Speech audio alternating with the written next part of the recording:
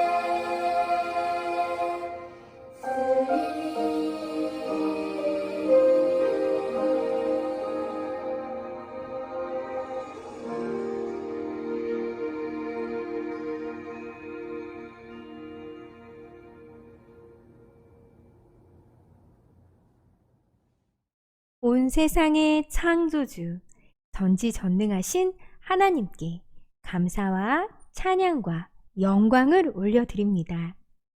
이 시간 우리를 예배 자리로 불러주셔서 하나님을 예배하게 하시니 감사드립니다. 사순절 기간을 보내면서 하나님이 얼마나 우리를 사랑하시는지 말씀을 통해 깨닫습니다. 독생자 예수님을 이 땅에 보내주셔서 우리의 죄를 용서받고 구원을 얻게 하시니 감사드립니다. 약속을 신실하게 지키시는 여호와만이 참 하나님이심을 고백합니다. 그 약속대로 오신 예수님만이 우리의 참 소망이 되심을 고백합니다. 감사하는 마음을 담아 온 맘 다해 예배 드리오니 우리의 예배를 기쁘게 받아주세요. 예수님의 이름으로 기도합니다. 아멘. 자, 그럼 우리 함께 하나님께 감사와 기쁨의 찬양을 올려드릴까요? 렛츠 고!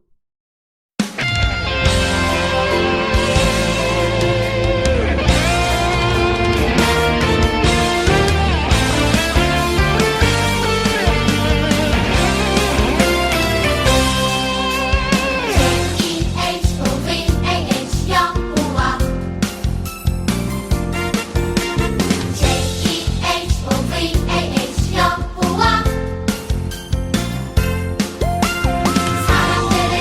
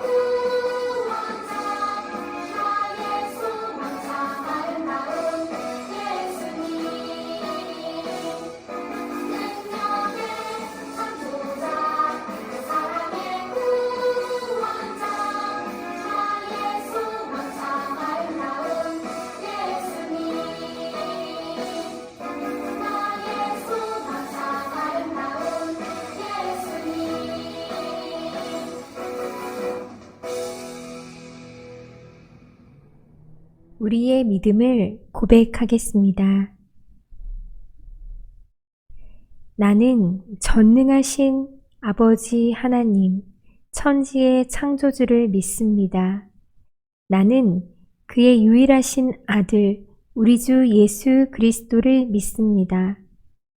그는 성령으로 잉태되어 동정녀 마리아에게서 나시고 본디오 빌라도에게 고난을 받아 십자가에 못 박혀 죽으시고 장사된 지 사흘 만에 죽은 자 가운데서 다시 살아나셨으며 하늘에 오르시어 전능하신 아버지 하나님 우편에 앉아 계시다가 거기로부터 살아있는 자와 죽은 자를 심판하러 오십니다. 나는 성령을 믿으며 거룩한 공교회와 성도의 교제와 죄를 용서받는 것과 몸의 부활과 영생을 믿습니다. 아멘. 이제 말씀을 들을 시간이에요. 오늘 말씀은 마가복음 15장 24절이에요. 준비한 성경책으로 말씀을 찾겠습니다. 오늘 이 시간 하나님의 말씀이 선포될 때 우리 친구들의 마음속에 하나님의 말씀대로 살고 싶은 소망이 샘솟기를 바라요. 그럼 다 찾은 줄 알고 말씀을 함께 읽겠습니다. 시작! 내 아들은 죽었다가 다시 살아났으며 내가 잃었다가 다시 얻었노라 하니 그들이 즐거워하더라. 누가복음 15장 24절 말씀. 아멘. 그럼 다 같이 말씀 속으로 들어가 볼까요? 렛츠 고! 하나님의 은혜를 전하신 예수님. 안녕하십니까? 세상의 모든 황당한 사연을 들어보는 황당쇼! 사회를 맡은 MC 김황당입니다. 오늘 사연을 보낸 친구를 이 자리에 모셔보겠습니다. 나오시죠. 무슨 사연일까요? 말씀해 주십시오. 제가 정말 친하게 지내는 친구가 있거든요. 우리는 서로 물건이 있으면 서로 필요할 때 빌려주는 사이예요. 그런데 하루는 이 친구가 게임기를 빌려달라고 하지 않겠어요? 새로 산 지 얼마 안 되고 엄청 비싸고 좋은 건데 저는 고민을 엄청 했죠. 그래도 친구니까 잘 쓰고 돌려줄 거라고 믿고 빌려줬어요. 아니 그런데요. 이 친구가 한참 동안 연락이 안 되는 거예요. 그러더니 갑자기 찾아와서는 게임기를 잃어버렸대요. 아니 미안하다고는 하는데 게임기를 다시 돌려줄 수도 없고 사줄 수도 없대요. 이럴 수가. 저는 이 친구를 용서해야 되나요? 다른 분들 생각은 어떠신가요? 네네네. 오늘 쇼답게 정말 황당한 사연이네요. 자, 그러면 여러분께 묻겠습니다. 내 게임기를 잃어버리고 한참 만에 찾아온 친구, 용서할 수 있을까요? 없을까요? 제가 하나, 둘, 셋을 외치면 yes or no로 대답해 주십시오. 자, one, two, three! 예, 결과가 나왔습니다. 결과는 네네네네 no라는 응답이 압도적이네요. 대부분 용서할 수가 없다라고 응답하셨습니다. 용서하기 쉬운 일이 아니죠. 그런데요, 여러분. 그런데 말입니다, 여러분. 오늘 성경 말씀에서요. 게임기보다 더 큰, 비교할 수 없이 엄청나게 큰 재산을 줬다가 돌려받지 못한 일이 있었습니다. 도대체 무슨 일일까요? 우리 함께 말씀 속으로 슝슝 들어가 봅시다. 웅성웅성웅성. 예수님 주변에는 많은 사람들이 몰려 있었어요. 예수님의 말씀을 들으려고 귀를 쫑긋 세우고 듣고 있었죠. 그런데 그 모습을 바리새인과 서기관이 지켜보고 있었어요. 바리새인과 서기관은 자신들만 하나님을 잘 믿는다고 생각하는 사람들이었어요. 그래서 서로 이렇게 이야기했어요. 아니, 세리와 죄인들이 왜 여기에 있어? 자기 주제를 알아야지. 당시에 가난하고 신분이 낮아서 죄인이라고 업신 여김을 받던 사람들이 예수님의 말씀을 듣고 있었던 거예요. 그 모습을 보고 바리새인과 서기관은 손가락질을 한 것이죠. 이 소리를 예수님이 들으셨어요. 그리고 이야기를 들려주셨어요. 우리 함께 예수님이 어떤 이야기를 들려주셨는지 함께 들어보아요. 이스라엘 어느 마을에 한 사람에게 2명의 아들이 있었어요. 어느 날 둘째 아들이 아버지에게 말했어요. 아버지, 재산 절반은 제 몫이니까 지금 미리 주세요. 그거 나중에 돌아가실 때 주지 마시고 지금 주세요. 저는 지금 받고 싶어요.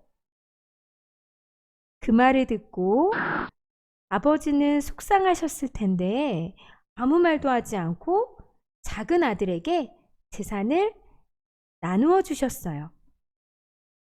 그러자 아들은 며칠 뒤에 그 돈을 싹 가지고 머나먼 나라로 훌쩍 떠나버렸어요. 그리고 그곳에서 아버지가 주신 돈을 낭비하면서 펑펑 썼죠. 음식도 마구 시켜 먹어서 다 먹지도 못하고 버렸어요. 사고 싶은 물건도 마음껏 샀죠. 둘째 아들은 이렇게 생각했어요. 역시 돈이 최고야.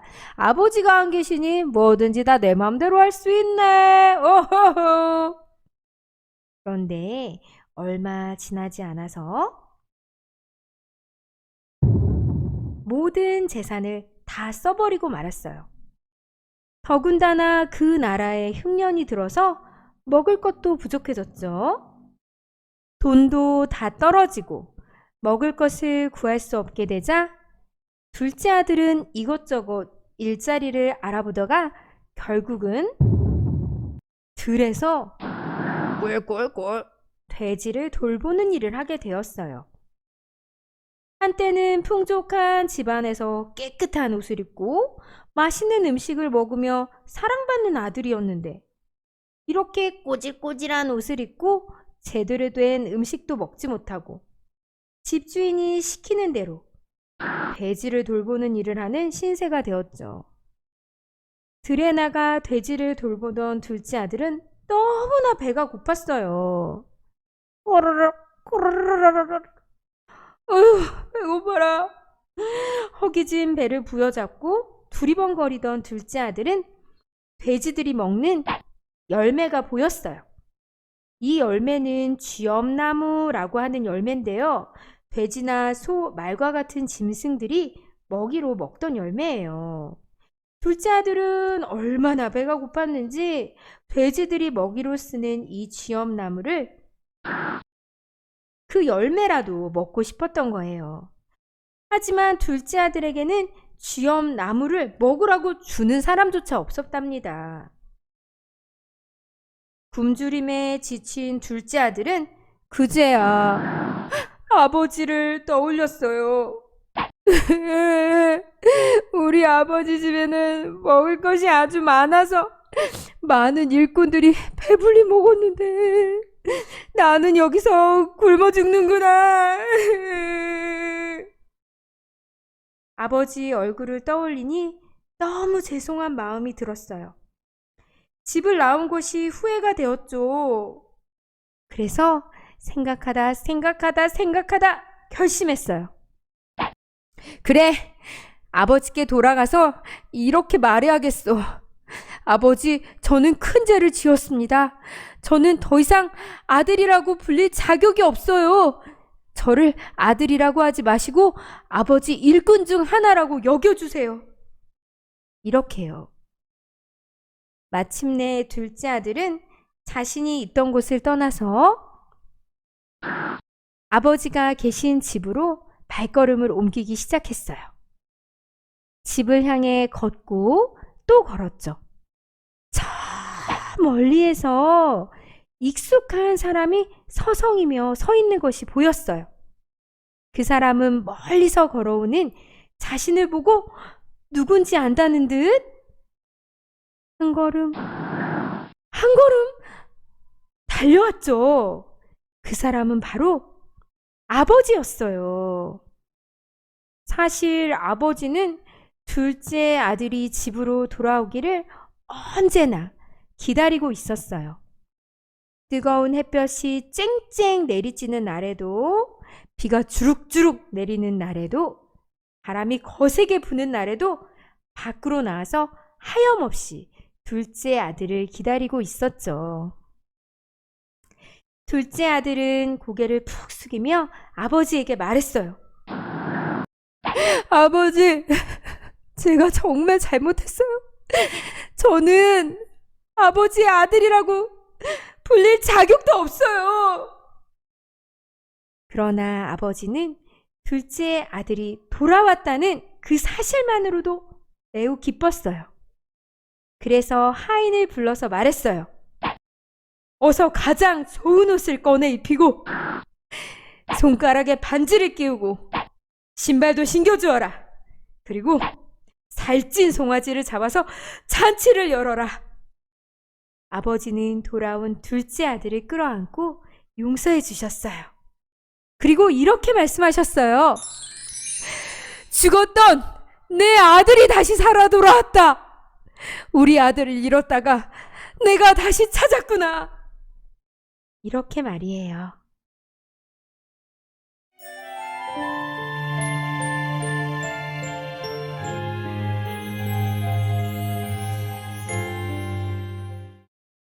사랑하는 초등부 친구들, 예수님께서 이 이야기를 왜 들려주셨을까요? 하나님 아버지의 은혜를 말하고 싶었기 때문이에요. 서기관과 바리새인들이 예수님께 나온 사람들을 죄인이라고 비난했었죠. 예수님은 아버지와 아들 이야기를 들려주시면서 그 어떤 죄인이라도 하나님 앞에 나오면 다 용서받을 수 있다는 것을 이야기로 들려주신 거예요. 예수님의 이야기에서 아버지는 하나님을, 아들은 죄인을 의미해요. 아버지는 집을 나간 둘째 아들이 돌아오기까지 기다리고 또 기다렸어요. 아들은 스스로 자신이 아들이라고 불릴 자격이 없다고 말했죠.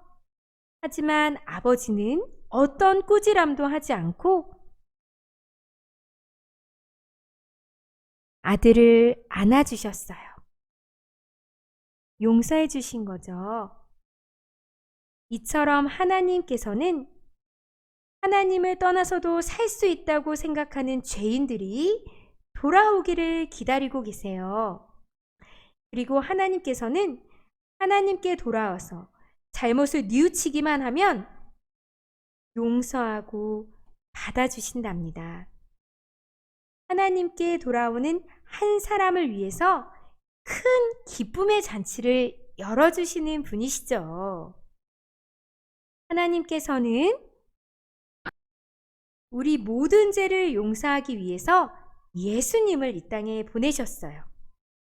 예수님은 하나님의 크신 사랑을 전하기 위해 이 땅에 오신 거예요. 죄에 빠져서 살아가는 사람들을 구원하시고 하나님의 사랑을 전하기 위해 오셨어요. 사순절 기간 동안 예수님께서 우리의 죄를 구원하시기 위해 이 땅에 오셨음을 함께 기억해야 해요. 그리고 우리 죄를 용서하시기 위해 사랑하는 독생자 아들 예수님을 이 땅에 보내주신 하나님께 감사하는 우리 빛과 소금의 교회 초등부 친구들이 되어요. 오늘 말씀을 생각하면서 함께 기도하겠습니다.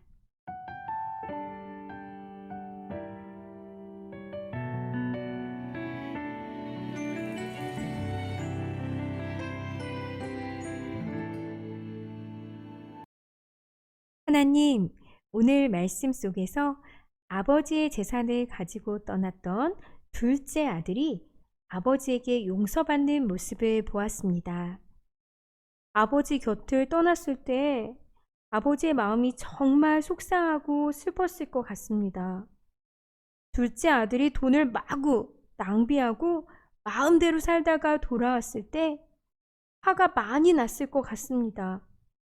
그런데 아버지는 아무 말 없이 안아주셨습니다.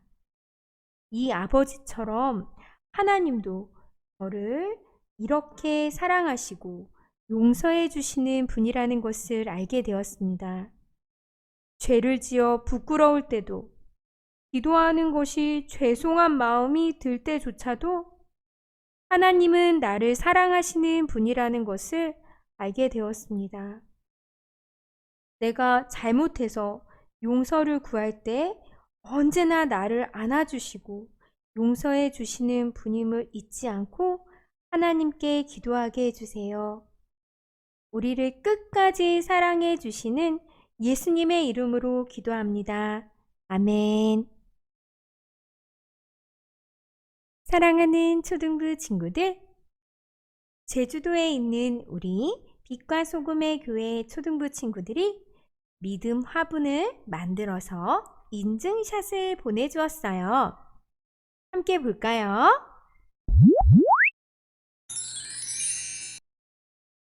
우리 친구들의 솜씨가 돋보이는 믿음 화분이에요. 사진 보내줘서 고마워요. 식물에게 물이 공급되는 것처럼 우리가 예배를 통해 말씀을 들으면 믿음이 쑥쑥 자라난답니다. 우리 친구들에게도 매일매일 말씀이 공급될 수 있도록 꼭 해야 하는 것이 있었죠? 맞아요. 바로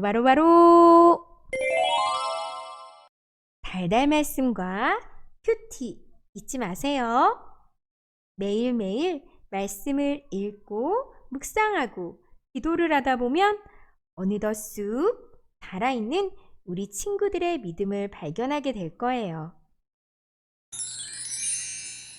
그럼 건강하게 잘 지내고 우리 다음 주에 만나요. 예수님이 가르쳐 주신 기도 한 단어 한 단어 뜻을 생각하면서 주기도문하고 예배를 마치겠습니다.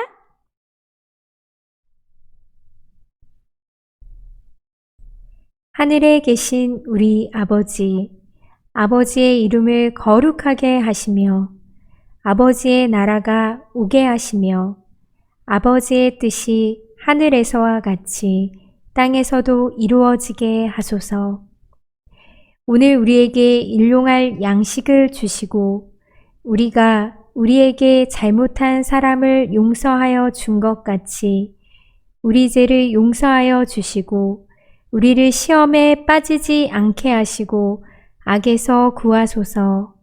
나라와 권세와 영광이 영원히 아버지의 것입니다. 아멘.